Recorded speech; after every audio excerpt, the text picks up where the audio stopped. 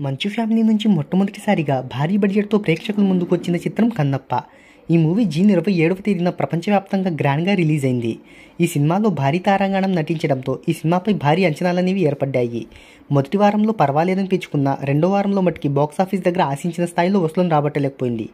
ఇక ఈ మూవీ వివరాలు ఒకసారి చూసుకున్నట్టయితే నటీనటులు, సాంకేతిక నిపుణుల రెమ్యునరేషన్తో పాటు ప్రమోషనల్ ఖర్చులు అన్నీ కలుపుకొని ఈ చిత్రాన్ని 120 కోట్ల రూపాయల బడ్జెట్తో నిర్మించారు. ఇక ఈ మూవీకి India plus overseas pre release అనేది బాగానే జరిగింది. 100 కోట్ల రూపాయలకు జరిగినట్టు ట్రేడ్ వర్గాలు చెప్తున్నాయి. ఇక ఈ మూవీ థియేట్రికల్, నాన్ థియేట్రికల్ ద్వారా 180 కోట్ల రూపాయలను వసూలు చేయాలి. ఇక 9వ రోజు 59 లక్షల నెట్ను మాత్రమే వసూలు చేసింది. అది కూడా తెలుగు స్టేట్స్లో మాత్రమే, మిగతా భాషల్లో వసూళ్లు అనేవి ఆగిపోయాయి. ఇక 9వ రోజు కలెక్షన్లతో ఇండియా నెట్ 31.22 కోట్లకు చేరుకుంది. ఇక India gross plus overseas gross కలుపుకొని ఇప్పటి వరకు ఈ చిత్రం ప్రపంచవ్యాప్తంగా 50 కోట్లకు పైగా గ్రాస్ వసూలను రాబట్టినట్టు ట్రేడ్ వర్గాలు చెప్తున్నాయి.